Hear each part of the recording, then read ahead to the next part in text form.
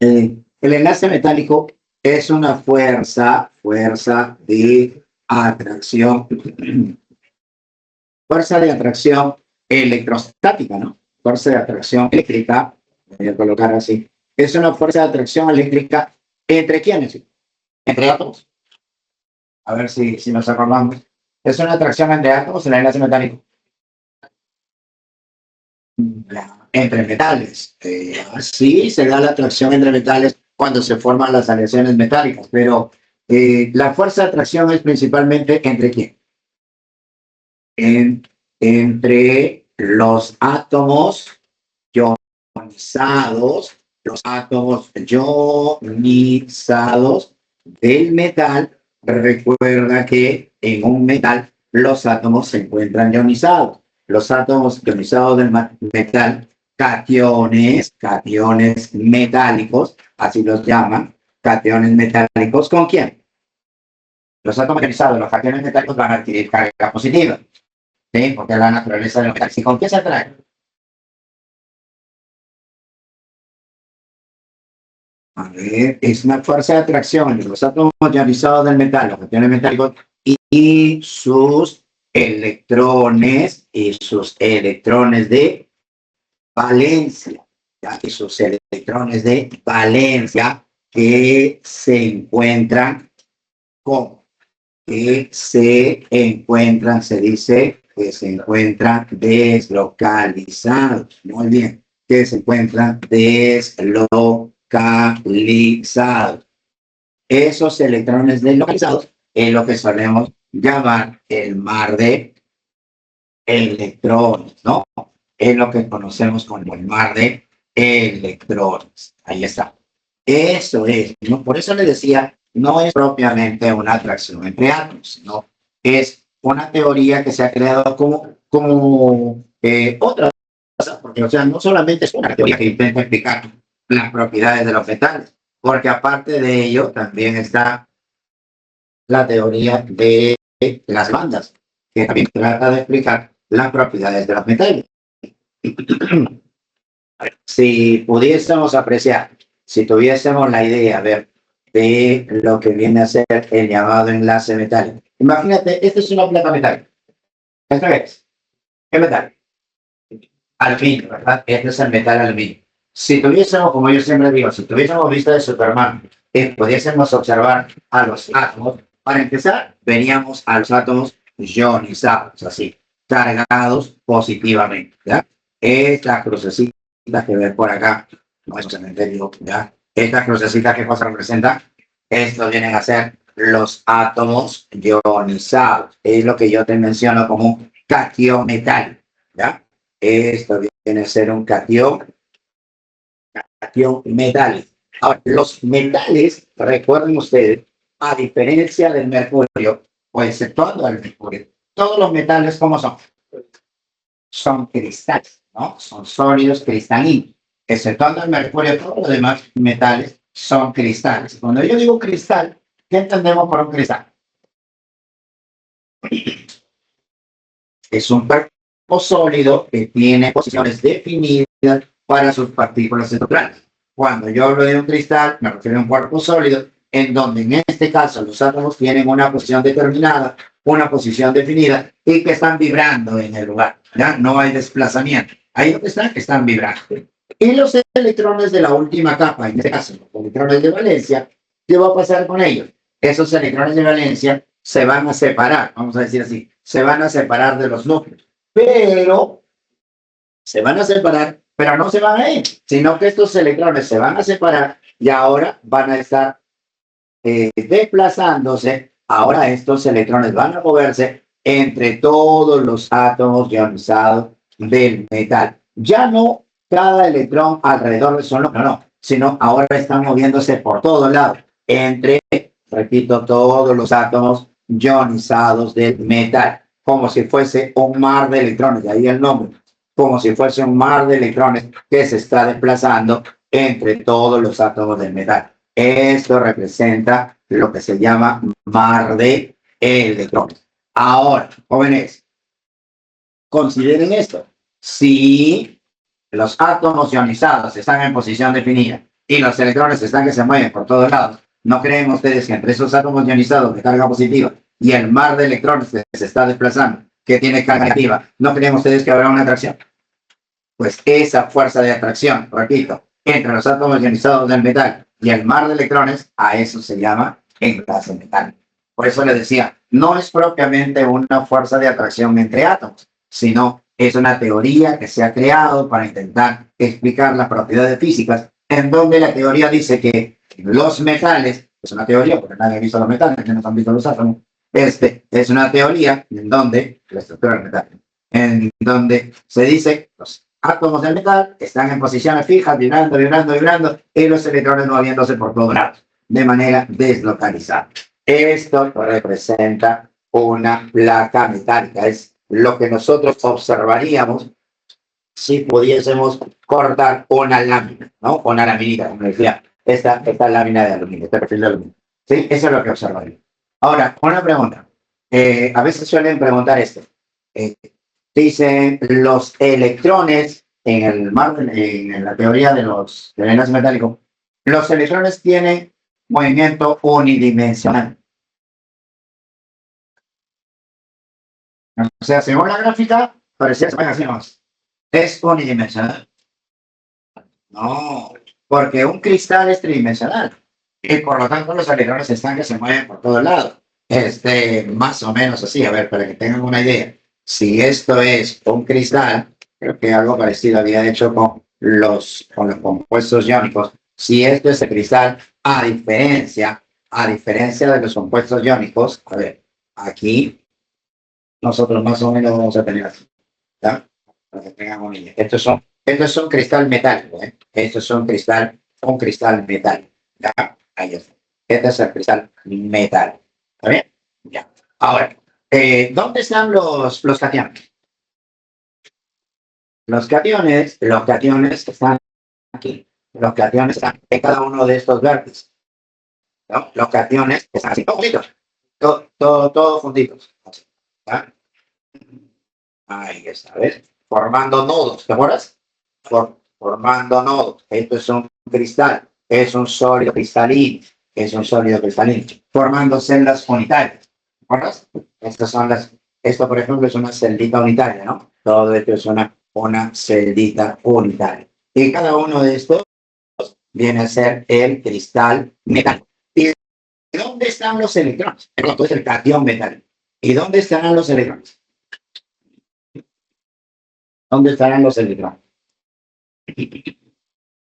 ¿Cómo se encuentran los electrones? Los electrones van a estar desplazándose, moviéndose entre todos los átomos del metal, más o menos así.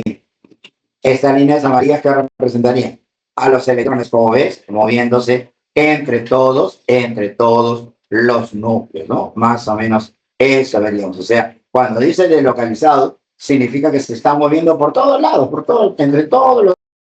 entre todos los átomos ionizados. No hay una atracción entre átomos, sino que la atracción se da por los átomos ionizados con estos electroncitos que se están desplazándose, que están moviéndose por todos lados. Ahí está.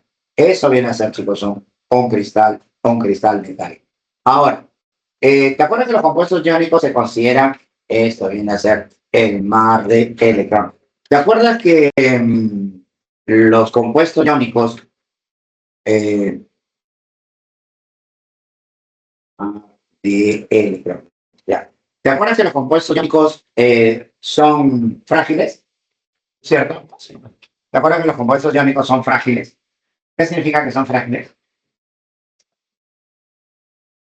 Que se pueden fraccionar, se pueden romper, ¿no? Y los compuestos iónicos también tienen una estructura parecida, también son cristales.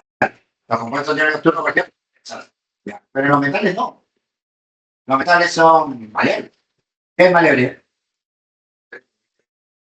Capacidad para formar láminas delgaditas, ¿no? Por el simple martillero. ¿Por qué los metales podrán ser maleables y los cristales iónicos no?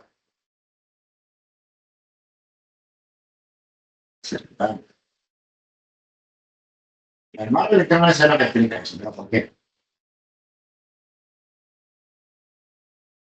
En un cristal iónico, había una estructura similar, ¿no es cierto? Había una estructura similar. Esto por si acaso es un cristal metálico. Esto es un cristal metálico. Ya. Cristal metálico. En un compuesto iónico, más o menos, hay una estructura parecida, también un cristal.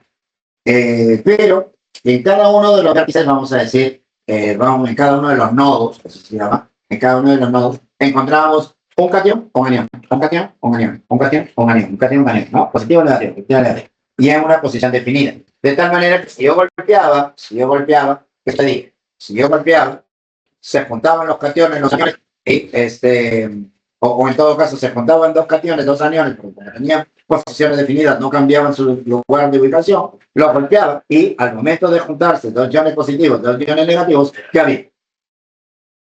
Repulsión, cercanía, ¿no? Por eso es que los cristales iónicos, cuando tú los golpeas, se fraccionan. Vuelvo a repetir, como tienen posiciones definidas, al momento de golpear, es muy probable que un ion positivo y un ion negativo, como no se desplazan, se junten con otros iones positivos, con otros iones negativos. Y al momento de juntarse dos iones iguales, se rechazan y se rompen.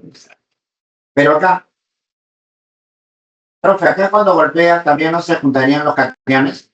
Claro, se va a juntar. Pero ¿qué es lo que va a evitar que se repelen? A diferencia de los compuestos iónicos, en donde el cation y el anión tienen posiciones definidas, acá el que no tiene una posición definida es el electrón o los electrones. Entonces, se juntan los cationes y cuando empieza la repulsión, porque se van a juntar, en medio se meten los electrones. Vuelvo a martillar, vuelvo a juntar cationes, se vuelve a meter en medio los electrones. Y yo puedo seguir martillando, y voy consiguiendo láminas delgaditas. Eso explica, por ejemplo, la maleabilidad. ¿Ves? Los químicos han propuesto eso. Los metales son maleables, ¿por qué? Porque a pesar de tener estructuras cristalinas como los compuestos iónicos, cuando se somete a un martilleo, cuando se les golpea, si bien los cationes pueden juntarse, ¿no? Y repelerse, quien evita la repulsión es el mar de electrones. Como está deslocalizado, moviéndose por todos lados, entonces ese mar de electrones va a evitar la repulsión entre las cationes. Insisto, en un compuesto iónico no ocurre eso, porque como los iones positivos, iones negativos tienen posiciones definidas, cuando yo golpeo, seguramente junto dos cationes, junto dos aniones, y se repele, se rompe. En cambio acá no, porque el mar de electrones lo evita. Por eso, ese enlace metálico, el enlace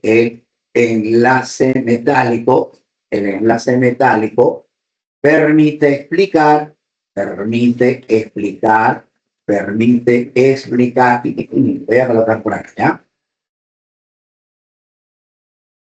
Permite explicar propiedades, vamos a marcar así, muchas propiedades, bueno, todas obviamente, ¿no? Muchas propiedades físicas de los metales. Muchas propiedades físicas de los metales, como la conductividad eléctrica, son las principales propiedades físicas de los metales, ¿no? ¿Qué más explica el enlace metálico? Bueno, ojo, la CEPRE considera la conductividad térmica. Realmente la conductividad térmica se explica con la teoría de las bandas, es otra teoría, pero como a nivel pre no hacemos teoría de las bandas, la CEPRE UNI, si ustedes revisan el material, dice, propiedades metales con conductividad térmica y eléctrica. Bueno, vamos a considerar, ¿no? Como la conductividad térmica y eléctrica. La conductividad térmica lo explica la banda. Y eléctrica. ¿Ya? ¿Qué más? ¿Qué más se explica? La ductilidad. ¿Qué es ductilidad? Ductilidad, capacidad para oírlos. La ductilidad y maleabilidad. La maleabilidad sí es la formación de láminas, ¿no? La ductilidad y maleabilidad. ¿Qué más? ¿Qué otra propiedad física explica este enlace metálico? El brillo. ¿Qué más? Aparte del brillo, ¿qué más explica? La formación de aleaciones, la formación de aleaciones metálicas, la formación de aleaciones metálicas. Una consulta, ¿qué es una aleación metálica? ¿Qué es una aleación metálica? Son uniones metales, ¿no? Y dime, ¿y cómo se explica la unión de metales?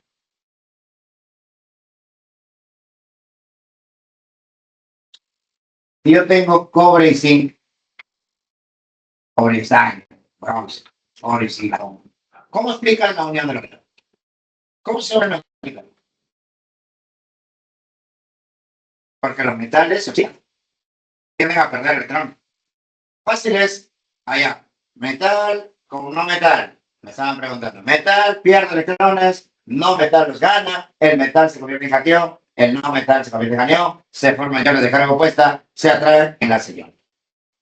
Dos los metales, bueno, los no metales quieren ganar, como los dos quieren ganar a la vez, entonces combaten en la covalente.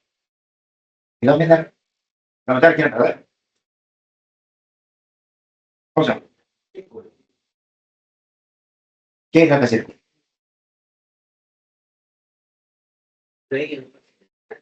A ver, si yo uno o dos metales, una explicación más rápida.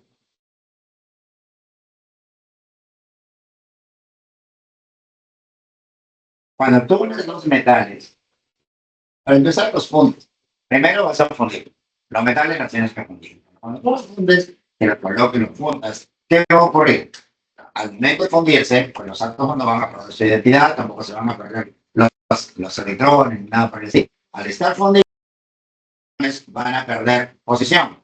¿Por qué? Porque ya no van a estar en forma de cristal, ya van a tener un movimiento cinético, van a estar desplazándose. ¿Está bien? Los cationes van a moverse. Los cationes de ambos metales. ¿Y debería haber repulsión? No, debería haber repulsión, porque son cationes todos positivos. Y entonces ahí es donde se juntan las dos dobles electrónicas. El mar de electrones de un metal o el mar de electrones del otro metal, y ese mar de electrones es lo que permite la atracción entre todos los cationes de todos los metales que se han juntado. Y eso permite que luego se solidifique, se forme un cristal y se genere una aleación metálica. Por eso dice que esto explica la formación de las aleaciones metálicas. Otra vez.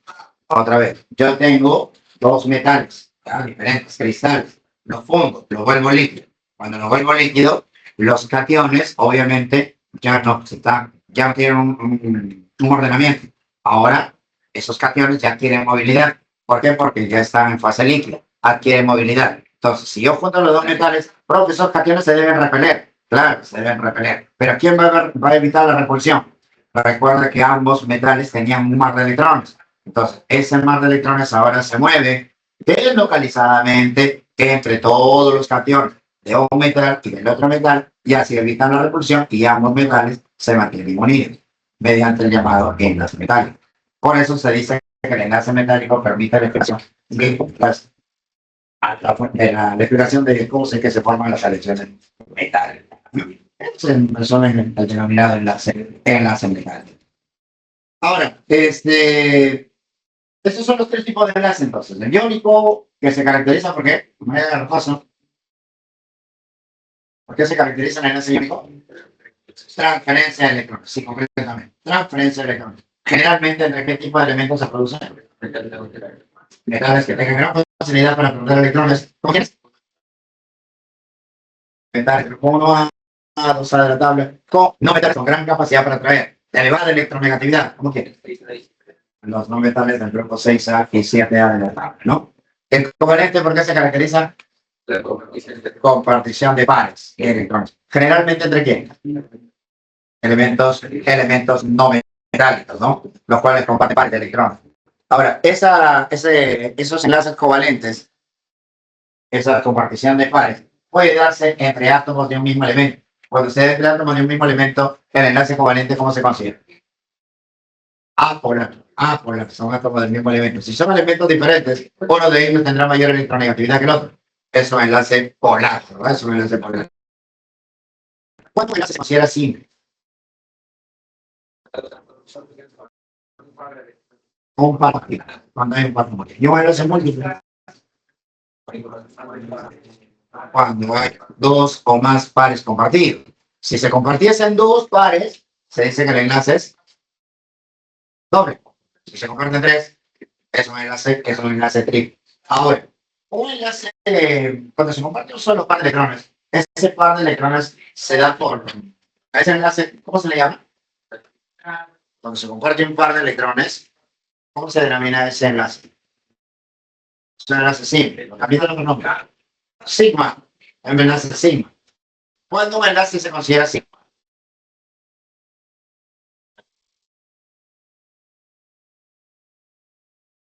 Un enlace se considera sigma cuando la superposición de nubes es frontal. Es frontal. Cuando un enlace es múltiple, aparecen los enlaces del tipo pi. Para que haya un enlace pi, no te olvides, para que exista un enlace pi, necesariamente tiene que haber un sigma. No puede haber enlace pi sin sigma. Bueno, para el examen, no puede haber pi sin el enlace sigma. Primero se forma el sigma y después vienen los pi. Ahora, los enlaces pi se dan por qué tipo de superposición. Superposición lateral. ¿Y quiénes son los que forman enlaces pi? Los electrones ubicados en orbitales p puros no hibridizados. Recuerda, los electrones ubicados en orbitales p que no hibridizan, ellos son los que forman los enlaces pi. ¿Quiénes forman los enlaces pi? Los electrones ubicados en orbitales híbridos. ¿Sí? Los electrones ubicados en orbitales híbridos son los que forman enlaces híbridos. Y si en una molécula hubiese pares libres, los pares libres se ubican en qué tipo de orbitales también. Cuando hay electrones no enlazantes, esos electrones no enlazantes también están ubicados en orbitales híbridos. También están ubicados en orbitales híbridos. Por eso, cuando tú quieres saber qué tipo de hibridación experimenta el átomo de una molécula, tú tienes que contar cuántos electrones de enlace tiene, cuántos pares enlazantes y cuántos pares libres presentes. La suma te permite saber el número de orbitales híbridos que necesitas. Así se determina una hibridación. ¿Cuándo el enlace se llama normal?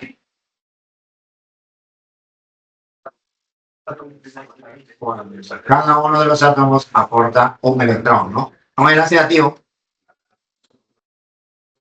un solo átomo se aporta el par de electrones, ¿no? Muy bien. Un enlace activo, recuerda, se comporta igual que un enlace normal, ¿verdad? Muy bien. Ahora, cuando tú quieres determinar la geometría de una molécula, ¿qué debes considerar? ¿Qué debes tener en cuenta para poder saber cuál es la geometría de una molécula?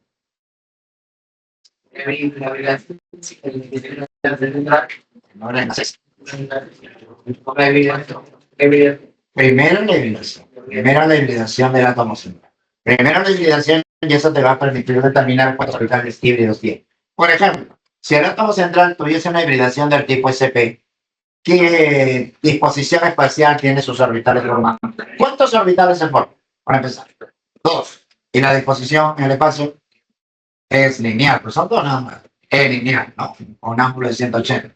Si la hibridación fuese del tipo sp2, se generan tres orbitales y el ángulo entre ellos, ¿cuánto sería?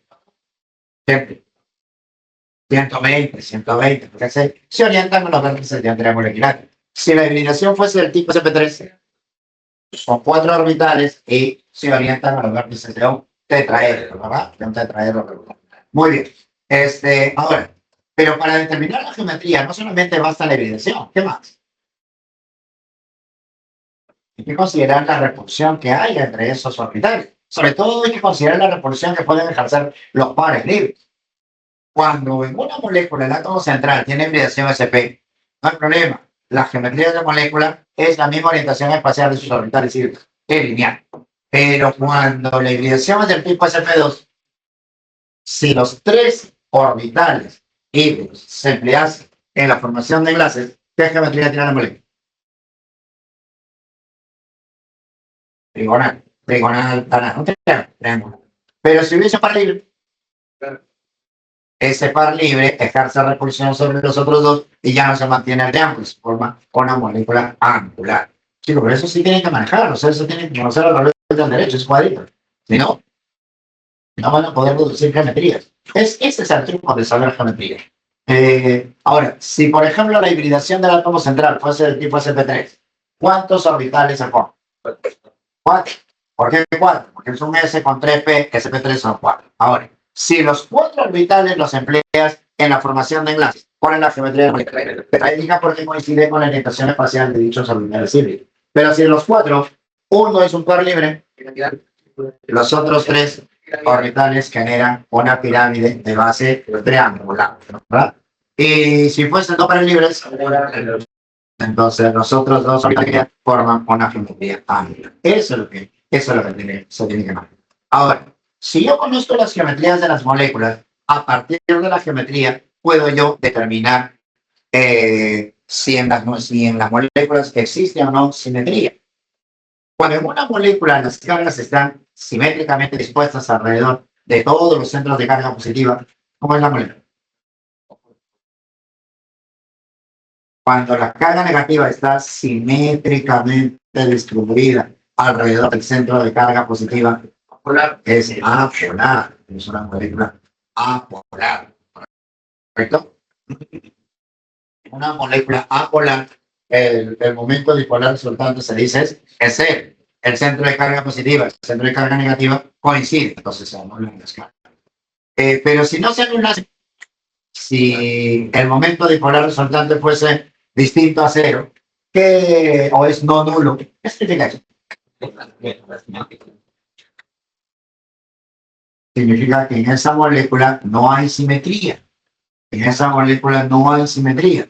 Si no hay simetría es porque en esa molécula hay una zona que es parcialmente positiva, otra zona parcialmente negativa.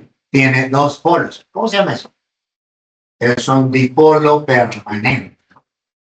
A eso se les llama dipolos permanentes. Ahora, si hay moléculas que tienen polaridad, si hay moléculas que son dipolos, dígame, ¿no creen que habrá atracción también entre las moléculas?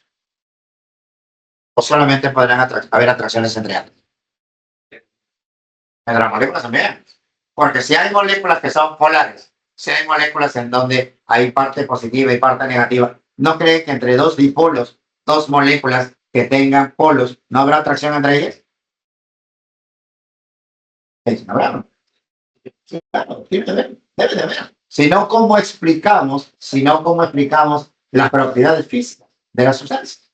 Si no, ¿cómo explicas, por ejemplo, cómo podrías explicar que el agua y el alcohol se puedan mezclar? ¿Cómo explicas eso? Porque el agua y el alcohol se mezclan, ¿no? ¿Y por qué se mezclan? ¿Qué es una mezcla?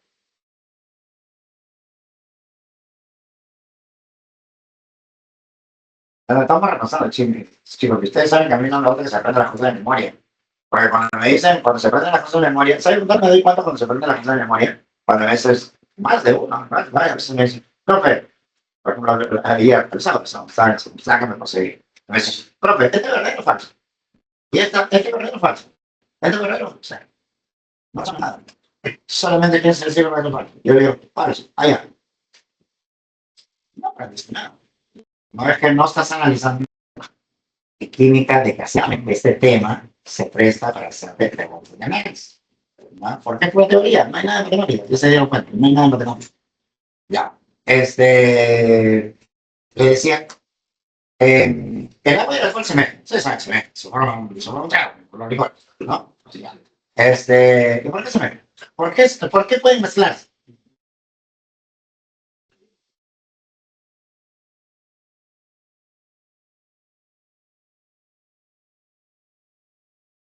La primera idea que yo tengo es porque, hasta donde recuerdo, el agua es una molécula polar. Tiene parte positiva y negativa. Y los alcoholes, ustedes tienen vasta experiencia a nivel pre y provincias, ¿no? Los alcoholes tienen OH, y además los alcoholes también. Sobre todo eso. Este, los alcoholes tienen OH, y los OH son parte polar. Entonces, ¿no creen ustedes que la parte positiva de la molécula de agua y la parte negativa de la molécula de alcohol se atraen? Y viceversa. Entonces, entre esas moléculas va a haber una interacción. Y eso va a permitir de que se forme una solución, ¿no? Cuando se mezclan es porque las sustancias tienen semejante naturaleza y eso permite que se unan. ¿Se acuerdan? Los semejantes se unen con los semejantes. O sea, las sustancias polares se mezclan con sustancias polares y las no polares con no polares. ¿Cierto? Así. Adelante, bueno. Los polares se unen con polares y los no polares con no polares. ¿Cómo se van a unir los no polares si no tienen polares?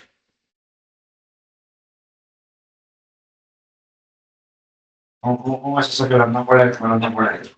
Se pueden unir dos no polares. La gasolina se mezcla con el agua. No. ¿Sí? Claro, no. ¿Por qué no? Porque el agua es polar y la gasolina está formada por moléculas no polares, ¿no? ¿La gasolina qué cosa es? Se mezcla una mezcla de hidrocarburos. Y todos los hidrocarburos se consideran apolares, ¿no? Ya. Entonces, si los hidrocarburos son apolares y el agua es polar, entonces son de diferente naturaleza, no se unen. ¿En qué podría yo disolver la gasolina? En benceno, claro, el benceno. El benceno es otro hidrocarburo, ¿sí? Es otro hidrocarburo líquido.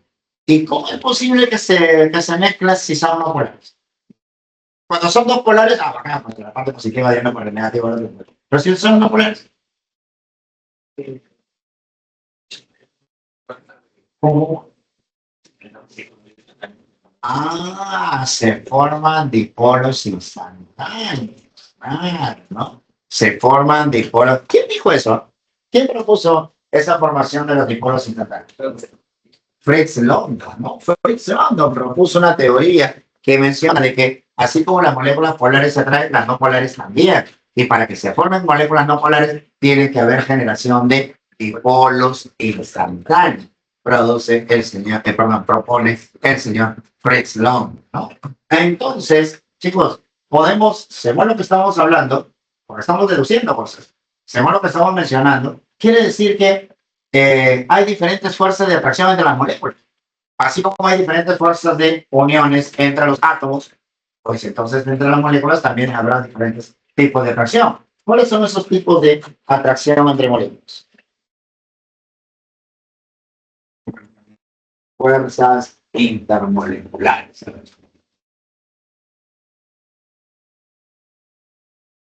Ya termino con esto para hacer nomenclatura. La nomenclatura me imagino que se sabe, ¿no? Eso todos saben, porque eso es en el colegio.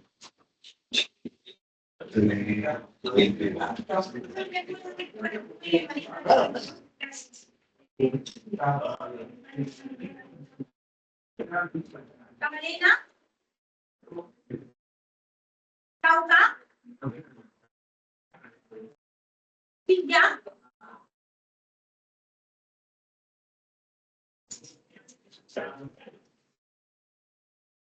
Cuadra,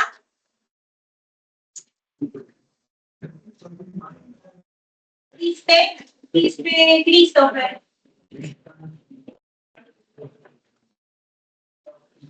Fernando, Sosa. Gracias.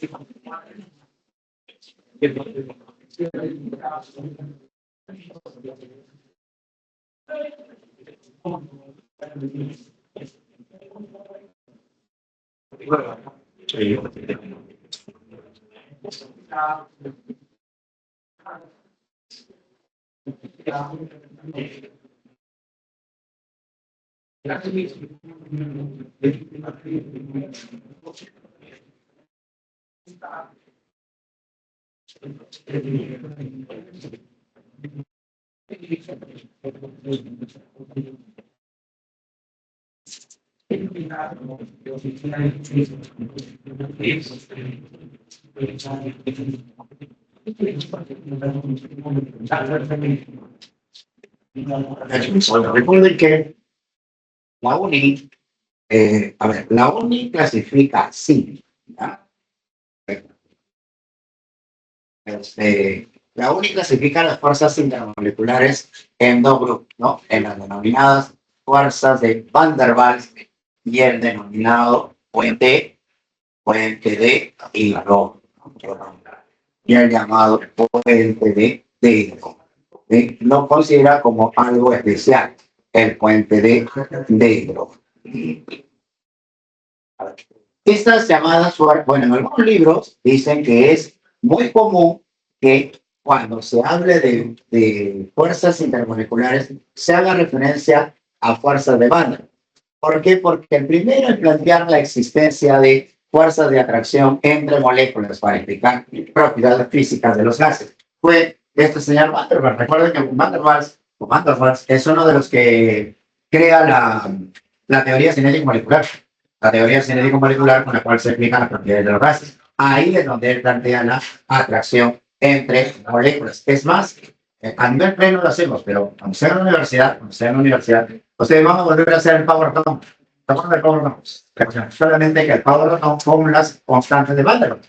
O sea, al Power Atom le van a agregar algunas constantes, las constantes de Van der Waals, las constantes que incluyó Van der Waals para aplicar el Power Atom a gas real.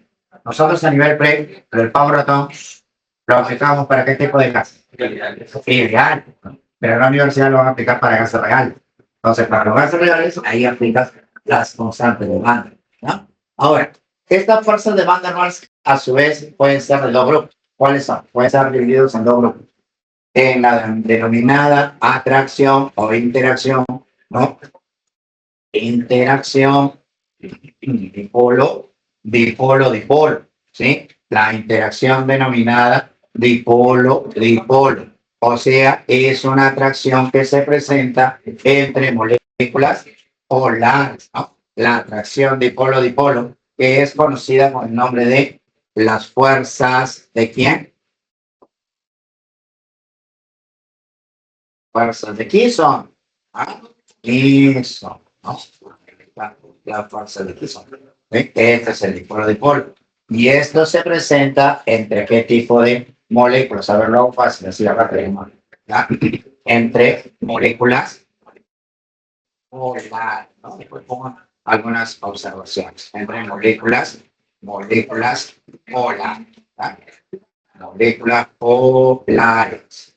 ¿Sí? Muy bien. Este es en el caso de esta interacción dipolo. ¿Y el otro tipo de atracción cuál es? Las llamadas fuerzas de dispersión. Las llamadas fuerzas de dispersión. ¿Cuáles son? Las llamadas fuerzas de dispersión.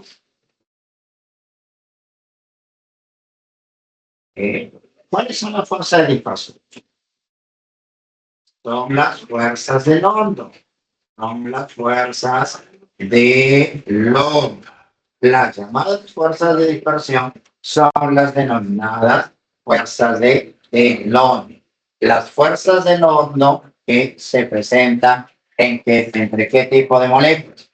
Las fuerzas de Londres se presentan en las denominadas moléculas apolares. Moléculas apolares, ¿no? Apolares. A ver, las moléculas apolares, ¿por qué se caracterizan? ¿Qué forma? Las moléculas polares, mira, las moléculas polares son moléculas en donde hay una parte positiva y una parte negativa, ¿correcto? Esas moléculas apolares se llaman o se les considera como dipolos P. A esto se llama dipolos permanentes. ¿Ya? Las moléculas polares son dipolos permanentes. En cambio, las moléculas apolares provocan o generan dipolos, me dijeron, instantáneo, ¿no? Dipolos instantáneos. Ahí está. Dipolos instantáneos. Entonces, la formación de dipolos instantáneos permite que se atraigan las moléculas, ¿no? ¿De acuerdo? De eso de los dipolos instantáneos, voy a colocar una observación. Solamente estoy presentando las fórmulas. Ahora, el llamado puente de hidrógeno es un caso particular que se presenta entre qué tipo de moléculas. El puente de hidrógeno es un caso particular que se presenta entre qué tipo de moléculas. Se presenta en moléculas, recuerda, se presenta en moléculas polares, ¿tá? En moléculas polares. El puente de hidrógeno se da en moléculas polares. Moléculas polares en donde de por medio aparezcan bien, en donde de por medio átomos pequeños de elevada electronegatividad, como es el flúor, como es el oxígeno, como es el nitrógeno, son capaces de atraer, atraen átomos de hidrógeno, ¿verdad? De moléculas vecinas. Eso se da, o a ese tipo de atracción se llama puente de, el llamado puente de hidrógeno. Este puente de hidrógeno se presenta principalmente en qué tipo de compuestos. Lo que siempre preguntan en la ONU, lo que siempre proponen, a ver, atrae, ya, hidrógeno, ya. ¿Quiénes son compuestos en donde se presenta este puente de hidrógeno? Lo que siempre proponen, en el caso de el agua, en el caso de el amoníaco, en el caso de el fluoruro de hidrógeno, en el caso que yo estaba mencionando hace un ratito, en el caso de ROH. ¿Esto qué es? Esto es la fórmula general de un alcohol. En el caso del RCOOH, eso es un ácido carboxílico, ¿no? En el caso de RNH2, que es el caso de las aminas, aquí también se produce este llamado puente de hidrógeno, ¿ya? Entre ellos entonces se puede. Así, de manera de resumen, eso es lo que tienes que recordar. Es nada. Si tú sabes polaridad de moléculas, solamente recuerda. Ahora, algunas observaciones para terminar esto, algunas observaciones. Primero, voy a decir así. Cuanto mayor o a mayor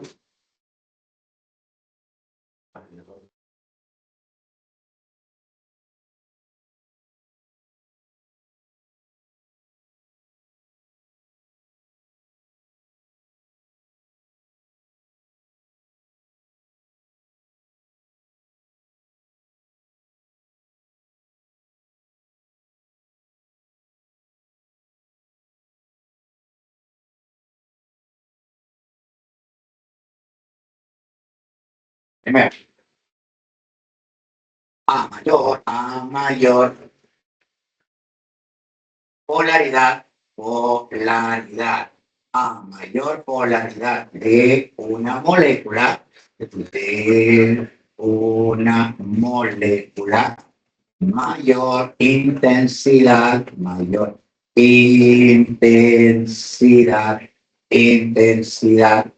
de la atracción dipolo-dipolo, mayor intensidad de las fuerzas, voy a decir así, de las fuerzas de quién, de las fuerzas a mayor intensidad, a mayor polaridad, mayor intensidad de las llamadas fuerzas de Fisk.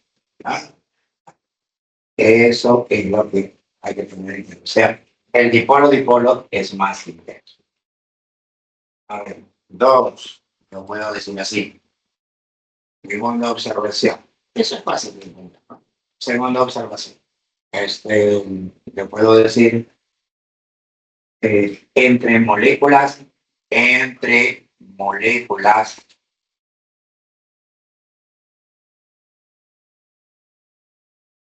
entre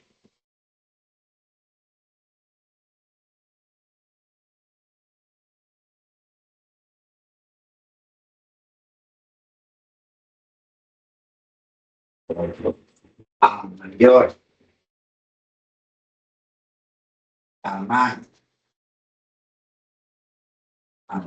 tamaño, mayor masa molecular, a mayor tamaño, mayor de las moléculas,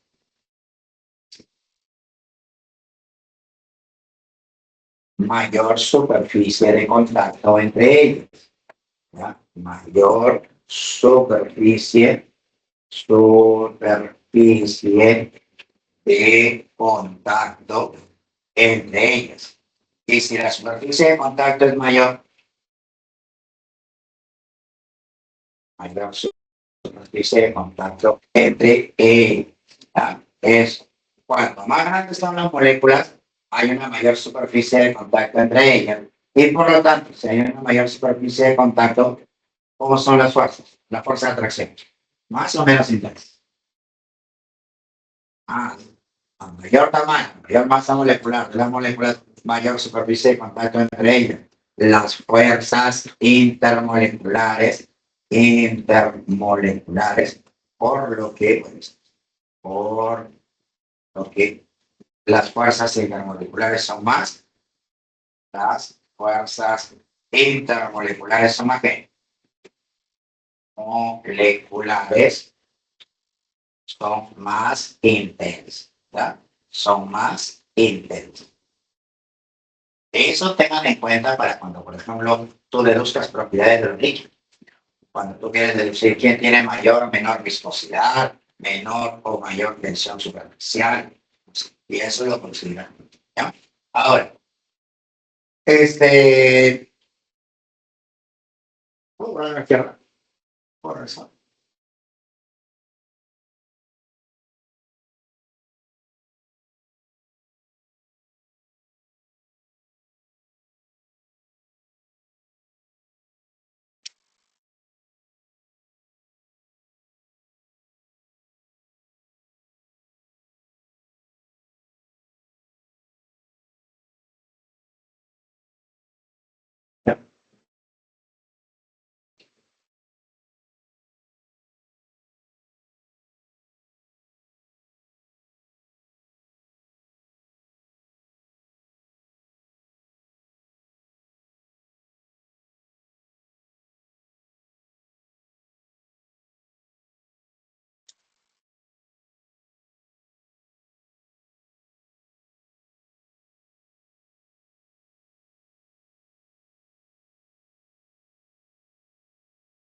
Claro.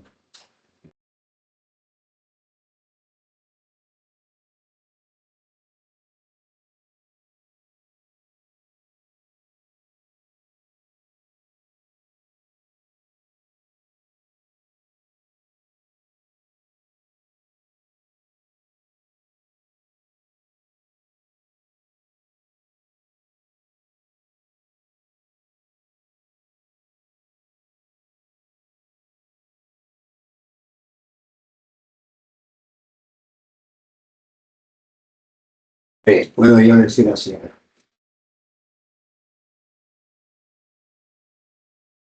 Las fuerzas del hondo se presentan, las fuerzas del hondo se presentan en todo tipo de moléculas. Se presentan entre todo tipo de moléculas. ¿Ah? Se presentan entre todo tipo de moléculas. ¿Sí? Pero entre moléculas apolares,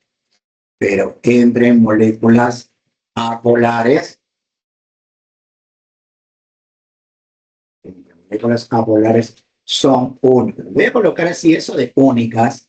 ¿Saben por qué? Porque, a veces la uni hacen un juego de palabras que los termina confundiendo. A ver, ¿qué tal según la proposición dicen esto? Las fuerzas del hondo son explosivas para moléculas apolares. Falso, ¿verdad? Las fuerzas del hondo son son exclusivas para fuerzas, pero perdón, para moléculas apolares, eso es falso, porque están presentes en todo tipo de moléculas. Pero si me dicen, las fuerzas de London son exclusivas en moléculas apolares. Las fuerzas de London son exclusivas en moléculas apolares. ¿Por qué falso? Eso es verdadero. Lo que nos dijo antes que era falso. Porque no es lo mismo. Yo antes dije, las fuerzas de London son explosivas para moléculas apolares. Y eso es falso. Y después te dijo, las fuerzas de London son exclusivas en moléculas apolares. Eso es verdadero. Pero ¿cuál es la diferencia? No es lo mismo. El término en y par. Nuestro lenguaje es muy rico, ¿no? Y ese es uno de los problemas que a veces revisamos o vemos en los libros de química. Los libros de química que vienen del extranjero, Petrucci. Todos esos libros han estado escritos en otro idioma que no es el español. Y generalmente las traducciones no necesariamente son hechas por un químico. Entonces, las personas que no son químicas y no manejan los conceptos, ¿qué hacen? Lo traducen, como dicen ustedes, literal. O sea, el idioma que está escrito, entonces lo traducen literalmente, pero si tú manejas los conceptos, entonces tú tienes que saber interpretar qué es lo que te están indicando. Cuando yo digo las moléculas, perdón, las fuerzas de London son exclusivas para moléculas apolares, te estoy diciendo que esas fuerzas solamente sirven o están presentes o se presentan en moléculas apolares. No, porque las fuerzas de London están presentes en todo tipo de moléculas. Ahora, no siempre van a ser predominantes, porque, por ejemplo, en el agua hay fuerzas de London, pero las fuerzas de London no predominan. ¿Qué es lo que predomina? El puente de hidrógeno. O, por ejemplo, yo te puedo decir, en el cloruro de hidrógeno, en el HCl, en el cloruro de hidrógeno, que es un dipolo permanente, ¿hay London? Claro que hay London. ¿Pero predomina el London? No, predomina el dipolo-dipolo. Entonces, a mí me dice, ¿las fuerzas de London son exclusivas para moléculas apolares? No, no es solo para ellas, es para todos. Ahora, pero si ahora me dicen, las fuerzas de London son explosivas en moléculas apolares, ahí sí, porque en las moléculas apolares no hay otra fuerza, solamente no, en las fuerzas en las moléculas apolares no hay otras fuerzas, solamente las de London. Por eso en las moléculas apolares son explosivas, son únicas. ¿Tá? Así que van a tener cuidado con ese juego de palabras que a veces se hacen en la uni y que nos terminan confundiendo. Por eso yo para evitar eso de exclusivo que suelen proponer, estoy poniendo únicas. ¿Tá? Las fuerzas de London se presentan en todo tipo de moléculas, ¿ya? Entre todo tipo de moléculas, pero entre moléculas apolares son únicas, o sea, entre moléculas apolares solo están ellas, ¿ya? Solo están ellas. Eso tengan en cuenta. A ver, otra observación, otra observación, así en forma práctica nomás, ¿ya? 4. Chicos,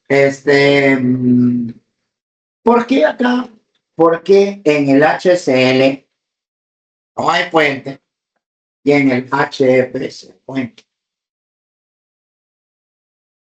¿Por qué?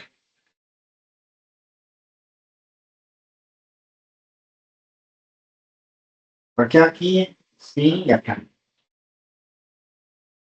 Porque el problema también es bastante electronegativo, porque por allá dice, se presenta entre átomos de elevada electronegatividad como flúor, como oxígeno o nitrógeno. A ver, un momentito.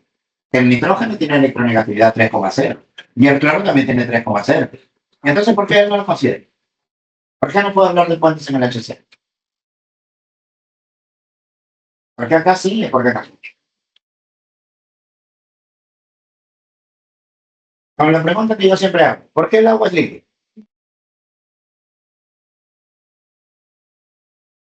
Esa es mi pregunta, ¿por qué el agua es líquida? El día sábado estaba haciendo el repaso con los chicos del... Y yo le digo, muchachos, ¿por qué el agua es líquida? Cosa real. ¿Por qué está riendo? ¿Por qué el agua es líquida?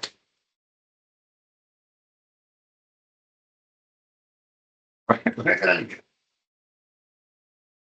No sé, porque yo no sé qué estaba haciendo. ¿Por qué está líquida? Es que si tú analizas el grupo 6A de la tabla, en el grupo 6A, ¿quién está? Ya sabes, tabla. ¿Quién está? el oxígeno, el azufre, el selenio, el polonio. También está el polen es radioactivo, no sé qué, no de la radiación. Ya, ellos, ya, que entramos a nomenclatura. Ellos forman hidruros cuando se combinan con el hidrógeno. Forman los llamados anfigenolos, forman los anfigenolos. ¿Con qué carga trabajan cuando se unen al hidrógeno? Menos 2 porque ellos tienen mayor electronegatividad que el hidrógeno. Entonces ellos van a adquirir carga negativa y la única carga negativa que adquieren los elementos del 6A es lo que les falta para hacer un gas doble. Para hacer un gas doble les falta 2 electrones y así completan el octeto. Como les falta 2, la única carga negativa que adquieren cuando se combinan es M2. ¿No? Pueden adquirir otras cargas positivas, pero negativas solamente la 2. Entonces, como adquieren carga menos 2, son capaces de unirse a 2 hidrógenos. Todos formando moléculas H2. Pregunta, ¿todas las moléculas son homólogas? ¿Sí? Dígame, ¿qué tipo de hibridación tiene el átomo central? Tienen hibridación sp3 porque el átomo central tiene 2 pares libres. Tiene 2 pares libres, más los 2 enlaces sigma que forman con el hidrógeno son 4 orbitales los que requiero. Eso es hibridación sp3. Dígame, ¿la geometría de las moléculas cómo es? Angular porque tienen 2 pares libres. Es angular, tiene 2 pares libres. ¿Estas moléculas son polares o no polares? Desde el momento que tienen un par libre en el átomo central, son moléculas polares. Muy bien. Son polares, son angulares, hibridación sp3 para el átomo central, todas tienen 2 pares libres en el átomo central, todas las moléculas son homólogas, son muy similares. Y entonces, si todas las moléculas son similares, pues entonces, explícame algo. Esto es un gas, esto es un gas, esto es un gas, y esto es líquido. Por eso pregunté por qué el agua es líquido.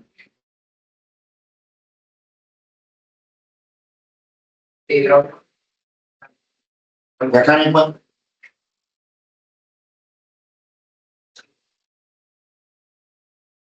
O sea, ¿cuándo hablo de puente? Porque a ver, si queremos hablar de puente, ya ver, el agua es una molécula ácida, ¿no? Tiene pares libres, entonces acá habrá otra molécula de agua, acá habrá pares libres, entonces seguramente este oxígeno muy electronegativo cala al hidrógeno y se forma puente, ¿no? Ya, y dime, y en el H2S, que es así, ¿por qué acá no hablan de puente? No habrá atracción. ¿Por qué acá me dices que es dipolo? ¿Y por qué acá me dices que es puente? No es lo mismo.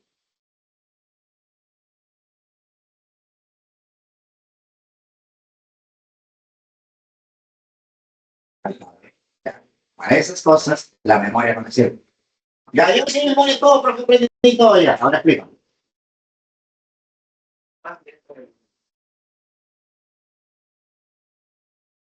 Okay.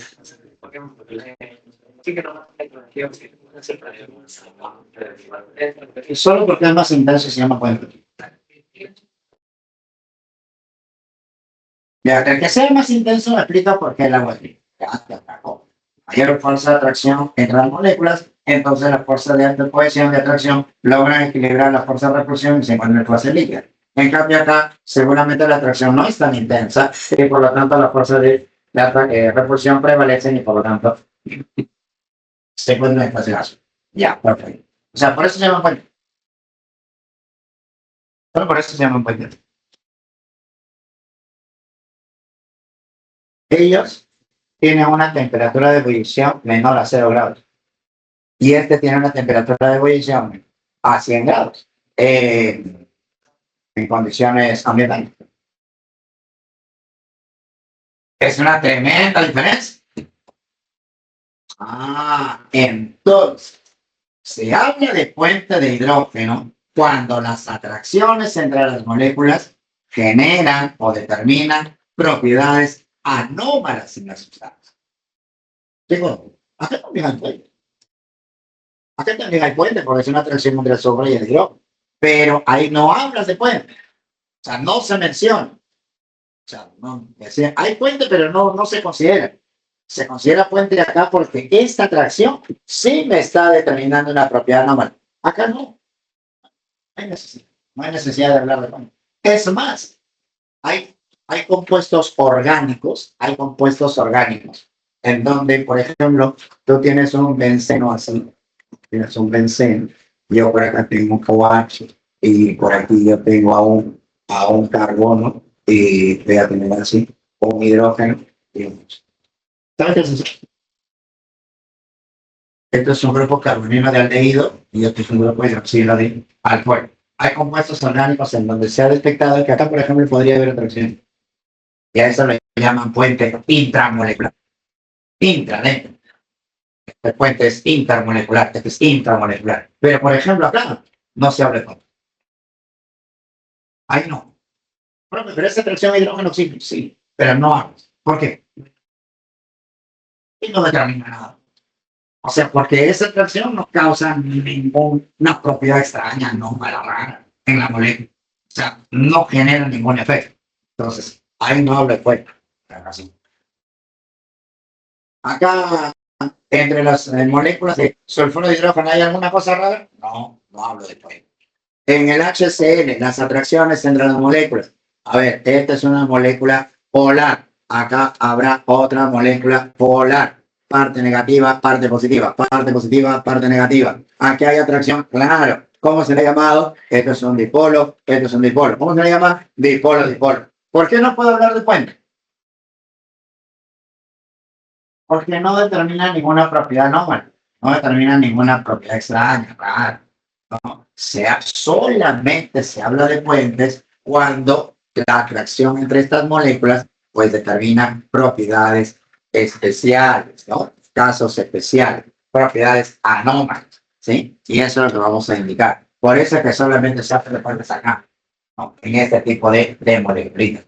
Hay algo que me olvidé mencionar, hay algo que me olvidé mencionar, con respecto a las fuerzas del hombre. A ver, no me pasa la tonta. Hay algo que me voy a mencionar, y ahorita que estoy hablando de gases y todo eso. Dígame, las fuerzas del hondo son importantes cuando las moléculas están muy alejadas. Viene una pregunta de sí.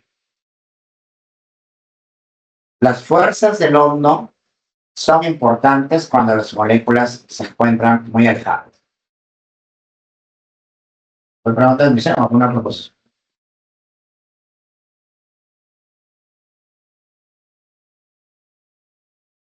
Las fuerzas del hondo, a las fuerzas del hondo las llaman fuerzas de corto alcance. A las fuerzas del hondo se le llama fuerza de corto alcance. ¿Por qué? Porque las fuerzas del hondo se hacen importantes cuando las moléculas están cerca. Pero si están lejos, no se generan los dipolos. Si están muy lejos, ¿cómo vas a formar dipolos instantáneos? Para que se formen dipolos instantáneos, tienen que estar cerquita. Dígame, ¿cómo se puede explicar a ver, ¿esto qué es? Propano, ¿no? Es un compuesto binario constituido por carbono e hidrógeno. Un compuesto orgánico. ¿Qué tipo de carbono es? Carbono e hidrógeno. Hidrocarburo. Es un hidrocarburo. Propano es un hidrocarburo. ¿Polar o polar? Todos los hidrocarburos son apolares, ¿no? Apolares. O sea, no hay polar. ¿Y cómo consiguen el GLP? ¿Qué es el GLP? Gas licuado de petróleo. El gas licuado, ¿por qué le llaman licuado? ¿Lo han hecho jugo? Porque no han pasado los paselitos, ¿no? Gas licuado. ¿Y cuáles son los componentes del GLP? Principalmente propano y butano. Ya. A ver, hasta donde yo recuerdo, para pasar a la fase líquida, la fuerza de cohesión y repulsión se tienen que equilibrar, ¿cierto? Estos son gases. La fuerza de repulsión prevalece. ¿Cómo logras equilibrar las fuerzas? ¿Cómo logras que las moléculas se atraigan si no tienen polos? Esa es la fuerza London. London dice que estas moléculas se convierten en pequeños dipolos instantáneos que comienzan a atraer. Ya. Ahora, pero esa atracción se dará si las moléculas están muy lejos. No. Por eso es que cuando tú licuas un gas, ¿qué haces? Sometes a presión, baja la temperatura para que pierda energía cinética, aumenta la presión y cuando aumenta la presión, aplastas a las moléculas. Y cuando las aplastas, las moléculas se deforman y ahí se generan los dipolos. Ahí se generan los dipolos y comienzan a atraer. O sea que las fuerzas del hondo son importantes cuando están cerca. Si están lejos, no. Por eso los llaman, que no te sorprenda, fuerzas de corto alcance. ¿Ya? Así lo llaman. fuerzas de corto alcance. ¿Va? Ahora, y en el caso del puente, voy a decir así, el puente de hidrógeno es importante porque permite explicar, ¿qué permite explicar? Porque permite explicar propiedades anómalas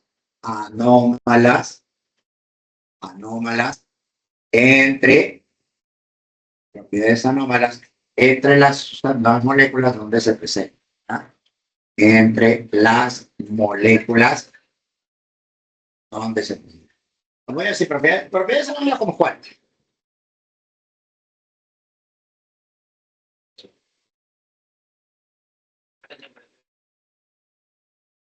Propiedades anómalas entre las moléculas donde se presentan, tales como la elevada, ahí dicen, elevada temperatura de ebullición del agua, la elevada temperatura de ebullición del agua, ¿qué más? La menor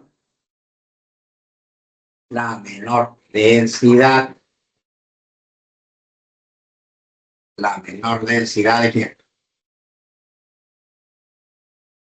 La menor densidad del hielo. La menor densidad del hielo respecto al agua líquida. Respecto al agua líquida. Porque el hielo flota en el agua. ¿Por qué? Tiene menor densidad. ¿Y por qué tiene menor densidad?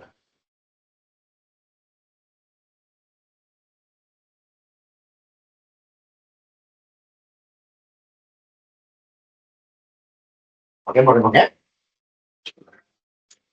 Ya, yo sé que el hielo flota en el agua porque tiene menor densidad, pero ¿por qué tiene menor densidad?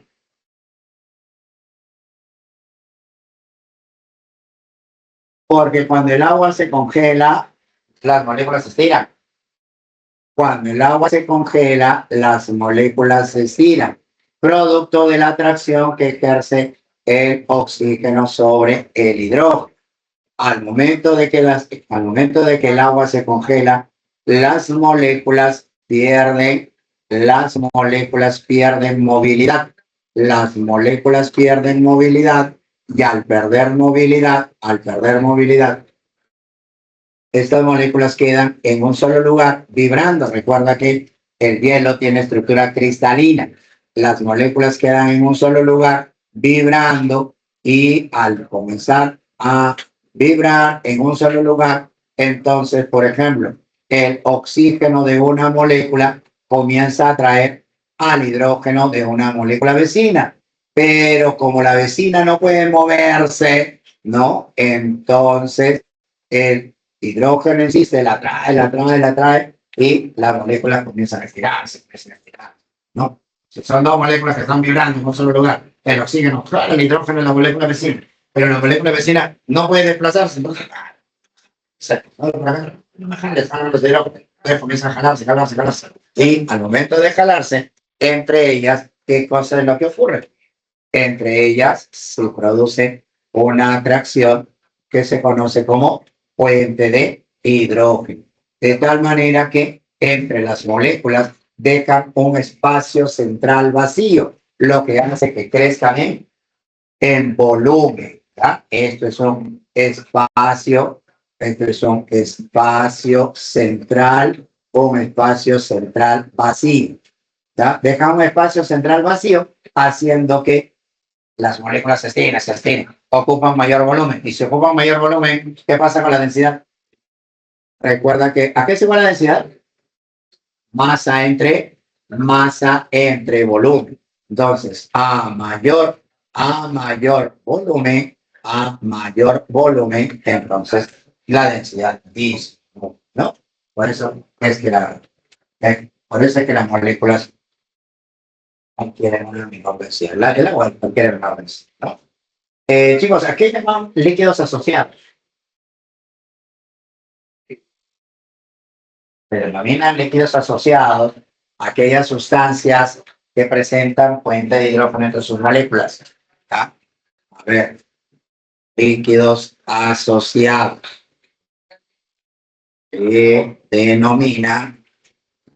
Se denominan líquidos asociados, asociados, sí, se denominan líquidos asociados.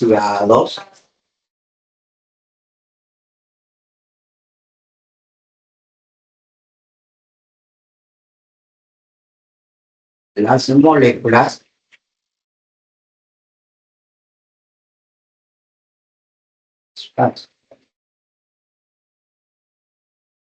las moléculas